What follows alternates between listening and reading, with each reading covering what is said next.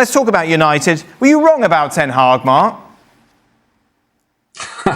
No, I wasn't. I think he's pretty much part of the reason why they're in this mess they're in, because the transfer windows that he kind of oversaw, starting from the first one when he wasted 2 months trying to get Frenkie de Jong when everyone at the club knew it wasn't going to happen, and they left it so late because Tenhag was convinced it would, and from that point on it's been a stream of bad signings which has left Ruben Amorim with a squad that, let's be honest, is probably... I mean, if you close the club down today and says come back in the summer, I reckon 2 or 3 players are good enough to be part of Man United's future, but you can't get rid of them all at once. So this is pretty much down to Ten Hag and the players that he brought in, because so many of those players is not good enough for Man United or a top 10 Premier League club, never mind a top 4 one. Ten Hag is working with exactly the same... Amorim is working with the same players that Ten Hag is, and he can't get a tune out of them. Yet we seem to give Amorim a pass and not Ten Hag. Who says we're giving Amorim a pass? Well, Mark might be. Oggy blabbering on there about recruitment. Yeah, I mean, Ten Hag made a lot of mistakes. He wasn't a particularly good coach, or so it seemed, in the last couple of seasons, and he had to go. But Amorim has done nothing to suggest that he's going to be a top-class manager for Manchester United at the moment. He's come in and he says, I'm going to play 3-4-3, but sometimes you have to come in and say, well, actually, it doesn't suit the players that I've got, so I can't keep losing games and say, well, this is my system, the players have got to adapt to it. You can't go, and he said it in the press, it's going to take a long, long time. Yeah. You know, what manager can go into any football club, particularly a big club like Manchester United, and say, well, this is going to take loads of time. Yes, it might take a lot of time to get what you want, but in the meantime, you have to try and get results and have to get performances out of the players you've got. Manchester United want to be at the very top. At the moment, he's got to get them winning 2/3 of their games, and he's not going to do that at the moment because he's not set up his team well enough, and the players he's got aren't good enough. It's a problem for him. So surely, if you see it and everyone else sees it, why doesn't he see it and address it? Well, the trouble is, he's trying to do so many different things. He's changed the players so many times, so nobody really feels as though they're the player for that position. I think Dallow's probably the only one that keeps playing week in, week out on the left-hand side. Mazraoui plays quite regularly. But I look at the other players, he's changed those, brings Højlund in, he then put Xerxes in, he's played Fernandes in most of the games, and he's let him down on too many occasions. At the moment, he's trying too many things. We've said it about other managers. At Chelsea, when they were forced to, because they had too many players, not getting the right selection and keep changing it. Well, he's changing it with players that aren't good enough at the moment. Yeah, and surely you've just got to work with the instruments you have. Like, look, Pereira's coming at Wolves, and they were in a much worse state than Manchester United, infighting, players beating each other up, and yet he comes in, they win 2 on the bounce. Surely you're in a situation, Mark, if you're Manchester United and you're Amorim, you're like, right, this is the system that I want to play at some stage, but for now, I just need to, as Robbo says, get results. Yeah, I can see that, but, you know, the system that he wants to play is one that's worked from the past, and he has come in, and it's a case of, are you going to be pragmatic and play a system that suits the players? Well, what system suits that group of players? Because the one that were playing with Ten Hag didn't suit them either. They thought at the back they weren't playing very well either. They were conceding too many goals. So maybe the players just simply aren't good enough. You know, if Rasmus Højlund or Joshua Xerxes played for Everton or Fulham, nobody would be saying, no, these players are going to make it in a big team. That's their level they are.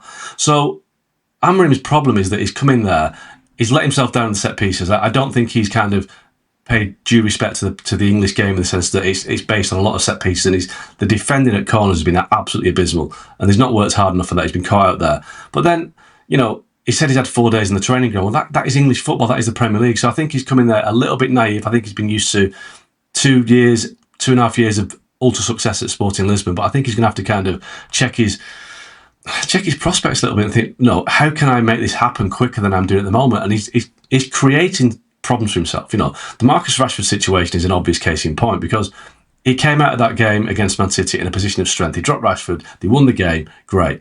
But then he's left him out for the last 3 games, which they've lost. So now it looks like he might bring Rashford back to get him some goals. That's an admission of defeat. If he doesn't bring Rashford back, it's just going to linger on and on and on. It's a festering sore. What happens there? They've got to get rid of him. His market value diminishes. So it's created a problem there. But it comes down to the players. I was speaking to, I won't give names, but a player that played in one of Fergie's best teams in the 90s was saying to me that he's been speaking to his, fellow ex-teammates, and they're saying this is the worst United team they've ever seen. And it probably is. This is the worst United squad in Premier League history, and it's probably the worst squad for 50 years, because even in the 80s when they weren't winning things, they had Brian Robson and people like Mark Hughes who were great players. This squad has got nobody like that. It's a really bad squad, and it's an indictment of the recruitment of the last 10 years, because there's so many players there that have been through 4 or 5 different managers who should have gone on the first manager who are still there now. And Amorim's got to unpick the mess. All he needs is the certainty that Ineos, if they can run the team better than they run the club right now, will back him in the market and let him get people out and get people in. That's the big problem, getting people out though, because you take a look at just some of these players and what contracts they're on. Marcus Rashford's on 300 grand until 2028. No one in the world of football is going anywhere near that mark if they're going to sign Rashford. Casemiro till 2026, 250 grand a week. You look at Mason Mount. Mason Mount's on 200 grand a week and he's there till 2028. Xerxes, who no one else wanted, but for some reason still you give him a contract till 2029. This is really horrible reading if you're in accounts for Manchester United, because as you, in theory, you're like, right, this is the worst squad that we've ever seen Manchester United have. But the problem is you have to get rid of some players, and how do you sell any of them? Well, I mean, they spent £200 million almost this summer on players that nobody else wanted. I mean, the recruitment team did what. The recruitment team were not that bothered about Matthijs de Ligt, but Erik Tenhag wanted him, so they signed de Ligt on the basis that the manager wanted him. They already had loads of centre-halves, but they've got a guy who's no much, is the same as Harry Maguire, basically, without a knowledge of English football. So how do you get rid of these players? Well, Arsenal, maybe 3 or 4 years ago, they made a big decision to cut their losses on Mesut Ozil and Pierre-Emerick Aubameyang and others, and it cost them a lot of money back then. But if you look now, 3 or 4 years later, that money was well spent. It was the best decision then and now to get these high earners, underperformers off the wage bill. The problem at United is they've got a lot more than Arsenal had. Yep. So you're right. I mean, where do they find clubs to take these players? Bruno Fernandes you can add to that list as well, because he's a player that signed a big new contract in the summer when nobody else wanted him. They've made so many terrible decisions and they've been left with an absolute mess. And it's going to take a lot of money, which they clearly don't have if they're stopping paying money to player foundations and charities. That where's the money going to come from? Nobody knows. So they're in a massive problem right now. They need the coach to, almost like turn water into wine a little bit, but it's not happening, is it? Because these players aren't good enough. Tough. That's your job. Yeah, that's your job. Absolutely right. That's what you're getting paid the money for. The thing you have to think of, those players, if they're on that sort of money, they're not going to want to go either. They're going to dig their heels in and say, well, this is what you paid me. Yeah. You haven't played me enough or I haven't fulfilled my potential, but I might do, so I'm going to just stay here. So what do you do, Robbo? This is the hand you're dealt if you're Ruben Amorim. You know you're stuck with these players for a long time. How do you deal with this situation? How do you try and get a tune out of this? When you come to a new club, you have to try and get the best out of the players that are playing well. And you have to, the ones that were disheartened under the previous manager, you have to try and get them on board as well. And probably for the first 2 weeks, they went, oh yeah, this bloke. Yeah, Rashford was on Instagram saying great training today. If I was Diallo, who was the best player against Man City, and then I'm substitute for the next game, you think, well, what's the manager doing? What, I've just won the game against Man City. I've been outstanding, and now you put me on the bench for the next game. There's players that were playing well, reasonably well under Tenhag, that are playing worse under Amorim. And the players that weren't playing at all under Tenhag haven't come in and suddenly started playing out their skins. So it's a massive. I don't think he's done his job particularly well so far. I still think that it doesn't matter if you've got a formation that you play week in, week out, and you know the system and it's been successful for you before. When you come into a new club, you might have to just tweak it a bit to get the best out of the players that you've got. Oggy, will they do any business in January? Well, they'll try to, and they really need to. A lot of it depends on Marcus Rashford. I think people like, Rashford, if they can find somebody to take him, whether it's on loan or a permanent deal, they'll do that. I think Anthony's another one that will get off the books. Casemiro maybe. So they've got 4 or 5 players who could go, and if that happens, they can bring some money in or take the pressure off the wage bill. They might have to do some loans to get people in, but they really need to do something, and Amorim needs to do something. I think the club realise that if they go through January and don't do any business, they're creating a problem for the guy that they've spent a lot of money on to get into the club. So they'll get somebody in, but it depends on who they can get out. And I think they will be quite busy this month, though. I think in January, I think they will do some deals because they have to. They have to make some tough decisions and get players out. And there will be a market for some of those players. There won't be a market for any of those players on those wages, Mark. No, there will, because Anthony's not on a massive salary. So they might be able to find somebody to take Anthony on loan. I'm talking about, this is scraping the barrel a little bit. But I think Rashford, I think they'll find someone to take Rashford. I think Saudi Arabia may be the destination, but I think Casemiro as well. They will be able to find. I know for the last 12 months they've been speaking to clubs in Saudi Arabia, or the people that control the clubs in Saudi Arabia, to drum up interest. So Turkey's a market as well they might use to get players off the books. It's going to be messy, but they will get players out. But it's how they can get people in and where they can do some good deals getting people in. But it's going to be an horrible window for Man United, this, because they're going to get some deals done that they don't want to do, but they can't wait to the summer. They have to get some deals done now.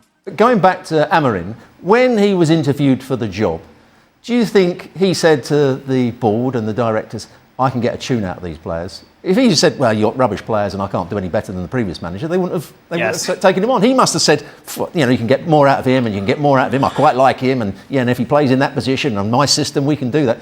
But it hasn't happened for him. Nope. Now he's got a problem because he can't now say anything different. Now he's going, well, it's a long job and the players aren't good enough.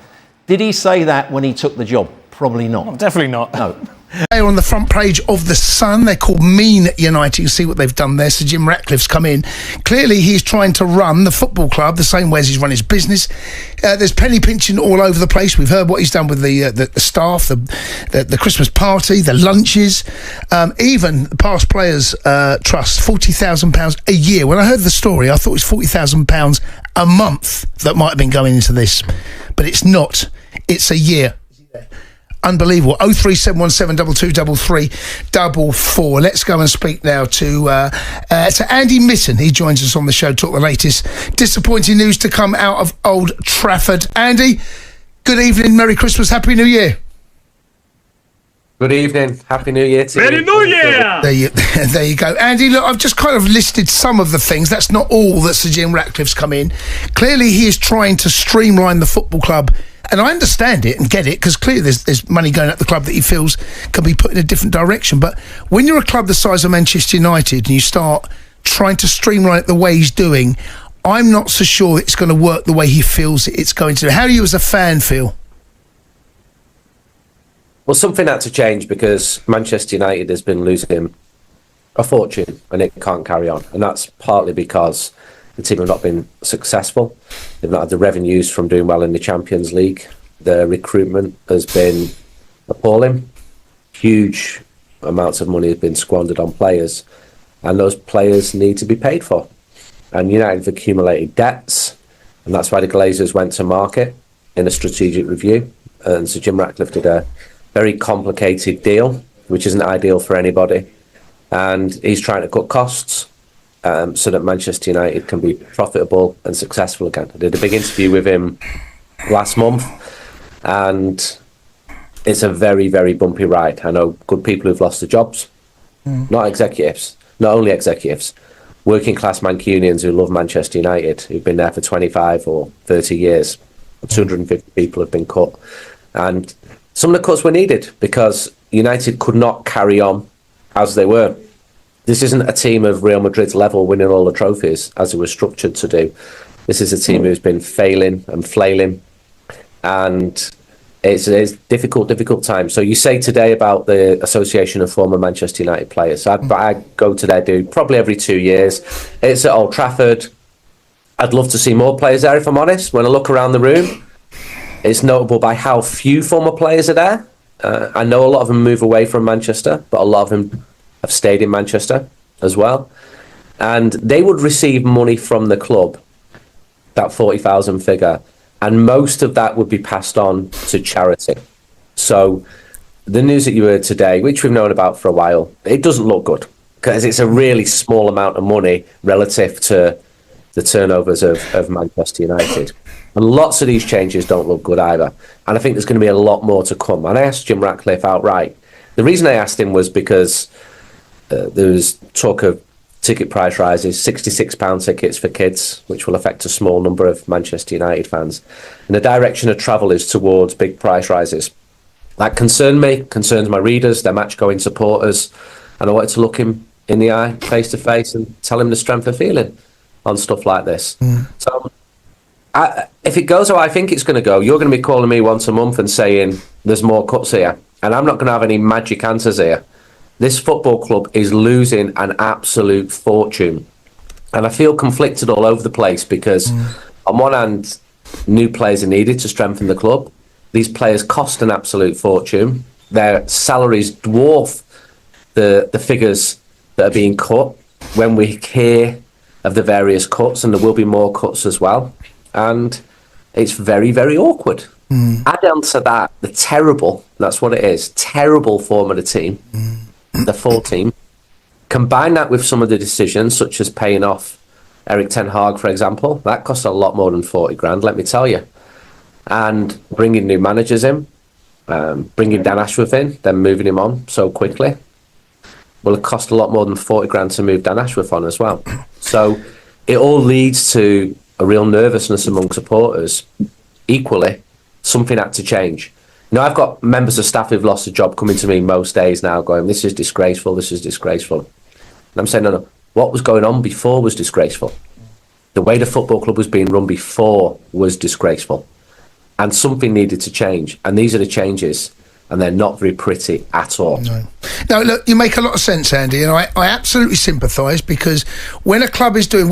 this wouldn't be a story. If Manchester United was second, third or fourth, this story would not be as big as it is. The fact that United are failing and badly at the moment, as you've already highlighted, this becomes a bigger story. And it's the biggest club in the country, one of the biggest clubs in world football. That's why the story is so big. But... you mentioned the cuts there. If you really want to make big cuts at Manchester United, it's going to be players' wages. And there's a reason why Marcus Rashford, in my opinion, is being forced out of the club. You can tell me differently.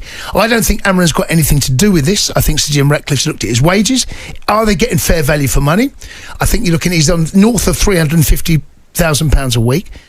They're trying to get him off the wage bill. That's where if you really want to make cuts, that's where you go, and he's gone there. Do you agree with me that he's being forced out of the club? No, I don't. I don't think he's earning what you said he's earning as a basic. I think the way you force a player out isn't by talking his value down and dropping him, which reduces what is already a depreciating asset. So at his prime, Marcus Rashford was being touted as a £100 million player. If Manchester United sold him now, what are they going to get for him? Apart from the transfer fee. I think they're forcing him out. What I mean by that, I don't mean to sell him. I think they're trying to get him off the wage bill now. I think that a loan deal in January, this has been planned. This is to get him. The reason he's not been in the squads, in my opinion, is because January's coming. That's why I think. So if you loan players out, and Manchester United have also done this pretty badly as well, really struggled with it. The worst example was, remember Nani? So Nani signed a huge deal for the time. I'm going back to 2012 now. And he wasn't performing, like Marcus Rashford has not been performing to the standard he would hope. Nobody wanted Nani. So for him to move, I think he went to Sporting, United had to pay like 74% of his wages. So it didn't work for anybody. And with Marcus Rashford, who is going to take him at the wages that he is on? Because 74% reduction, I think there'll be some suitors. Yeah, but that doesn't really help Manchester United, does it? If you're paying 75% of his wages, you might as well. It does. If you at the end of the month, it does. If he's saving £40,000 a year by doing what he's doing now, let's say Marcus. Let's be conservative. Let's say 300 grand a week. Let's say they're saving £200,000, or they're spending that. They're still saving 100 grand a week. They also need footballers to play football games, and at the moment, they don't know how many games they're going to be playing. And this will become very clear this month. There's an FA Cup game at Arsenal. And there's the Europa League. If Manchester United were to go out of both of those competitions and the season goes even worse, then the manager's got a plan through to the end of the season, and your logic makes absolutely more sense. But as we speak at the moment, Manchester United are still in the Europa League, not badly positioned actually, still in the FA Cup where the holders, but that draw is a very tough one away at Arsenal. Went out of the League Cup last week to Tottenham. There could be another way of looking at it. I do think that the manager has had a big say here. I think he is doing it his way, and he's a smiling assassin. He's a disciplinarian, and every previous manager has had issues with Marcus Rashford. I've spoken to them. I know them. They've told me in confidence going back years and years and years. And then Marcus confounds those opinions because he has a really good season. And from his perspective, and he does have a perspective here, and there's not a lot of support for him, I've got to say, among Manchester United fans. And we played at Wolves a couple of days ago. It was thoroughly miserable there. But if I go back to Wolves at the start of February, I was outside that away end. I couldn't find a single Manchester United fan who wanted him to stay. When he scored after 3 or 4 minutes, those very same fans were singing Marcus Rashford's name. So that is the environment that you're in. And football fans are like that. They change the tune very quickly. But Marcus Rashford is not celebrated by United fans as he was. His stock is clearly very, very low. I don't think he's had a disastrous start to the season. It was worse last season, but clearly he's not nowhere near the levels that he would have hoped for.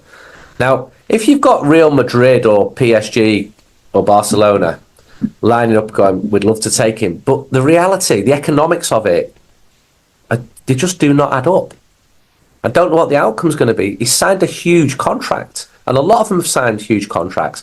And this makes fans uncomfortable. Footballers have always, in the last 20, 30, 40 years, whatever, earned a lot more than the man on the street. But if you're cutting people's jobs at £28,000 a year, or that 40,000 figure that you mentioned, and you compare that with some of these vast, vast salaries, or some of the agent fees, I mean, some of them are absolutely huge as well. But what do Manchester United do? Not buy footballers. That is the way the market is.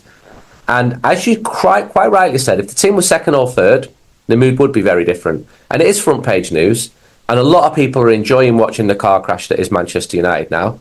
And it's pretty uncomfortable for Manchester United fans as well, because they're reading it and thinking, oof, where's the truth here? A lot of people are enjoying it as well. That makes fans uncomfortable as well. They're enjoying kicking Manchester United while they're down, including people in the media as well, because it's a better story. And it's a really awkward time for Manchester United. Team are 14th in the table. We've got Old Trafford on Monday. Truthfully, I don't think the team are going to win. I can't even believe myself for saying this. And you're thinking as a fan, what do you do? Can the fans do more? And I've asked Ruben Amorim the last two matches, can the fans do more? Because I think they should. I think the atmosphere is all right. Nowhere near as good as in South America or Southern Europe. Nowhere near as good. And Ruben Amorim's like, no, I'm getting everything I want from the fans. Okay? Mm-hmm. He's the manager. And he's a very, very good communicator. But like the rest of them, he's got an extremely difficult job. And I said that from the minute he came in. And wind back to the start of this season when some Man United fans were getting giddy. I was told proper football people in charge now, this is what a real transfer window looks like. Oh, really? You're judging after one game at home to Fulham? Why don't you wait a little bit of time and see how the season pans out? But you see, that's quite interesting, isn't it, Andy? Because when Sir Jim Ratcliffe came in, I think it was seen as being a positive. A lot of Manchester United fans were happy, maybe not because of the Ineos link, but because it was at least signified symbolically the end of the Glazer reign.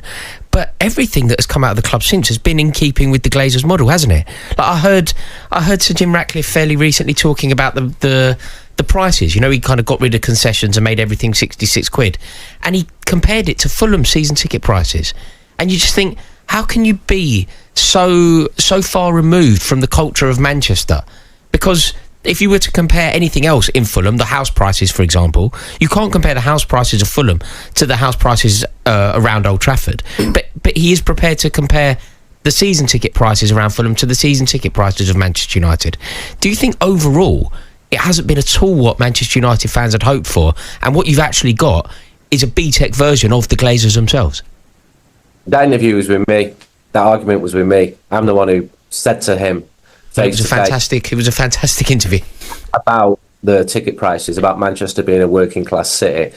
And I stood with Fulham fans last November as they were protesting about their prices, and I don't want to patronise them either. I know there's kids on some estates in Hammersmiths who are certainly not wealthy, but the general point is true. West London is not North Manchester.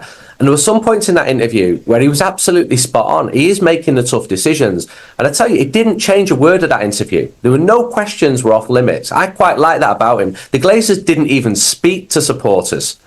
And he was saying to me, look, I'm not going to varnish this. This is going to be very difficult. There's going to be a lot of pain here. But, and this is where he is different from the Glazers, he's put his own money in, not taking it out. He does want Manchester United to be successful. And, you know, he's not a 21-year-old kid. He's in the final chapter of his life. He doesn't want to walk away being seen as a man who made Manchester United even worse. He wants to be seen as the man who rescued Manchester United. And he's got the financial wherewithal to do that. But because of financial fair play, it's extremely difficult. And because Manchester United have recruited poorly, makes it even more difficult. The margins just become tighter and tighter and tighter. I think ticket prices are going up across the board at lots of different clubs. What I don't want to happen is for those price rises to be as aggressive as the ones which we've seen. That £66 figure looks awful, just as the £40,000 cut, which we're talking about now, that looks awful as well. He's not afraid of making difficult decisions, and part of me actually respects that, because football fans want the cake and they want to eat it. And if a player's not working out, get rid, bring the next one on. Okay, you want that? You're going to pay for that? Because this is going to cost an absolute fortune. But it's true that United have been failing massively. And this season has been a huge disappointment. Nobody expected them to win the league this year. Equally, nobody expected them to be 14-5er. But what price goodwill, Andy? They're not putting any value on just the goodwill and the feeling around the club, because it feels like, and of course you're going to be far more aware of this than I am, but from my experience and being around Manchester United fans, it feels as flat as ever since I can remember, really. Like, it feels as bad as it ever was under the Glazers. And this was supposed to be a signifier of a new beginning. Yeah, it was. And maybe the darkest point is before the dawn. The mood is flat, but that's because of results. Now, if the team were top, you'd be seeing very different viewpoints put forward here, but they're not top. They're miles away. The summer recruitment does not look inspired at all. You got players who were key players a couple of years ago who are really struggling. There's very little positives. You know, I was at Molineux the other day. It was just dreadful. Could I pick any positives from it? Yeah, Man United had more possession until Bruno Fernandes was sent off. Look, the players don't want it to be like this. They're trying. The manager doesn't want it to be like this. The fans don't want it to be like this. Jim Ratcliffe doesn't want it to be like this. You know, he could be using his time to do something different. He's actually heavily involved in Manchester United. He does want it to work out. He has been successful in business. Got to give him that. He's not for everybody, but he wants United to be successful. But it's really awkward seeing all these changes, some of them which I agree with. You know, there's some members of staff who've gone, and I thought, well, I wouldn't have given you a job, truthfully. And there are others I thought, this is really sad. And he's making all those difficult decisions. And sometimes fans, and it shouldn't be on the fans this, because all the fans have done is supported the team. They've been really loyal to the manager. But sometimes when I see fans saying, I'd like a new stadium, but we should also keep Old Trafford. I'm like, what world are you living in where this adds up economically? You know? You want 2 super stadiums as well. Is there anything else we can do for you?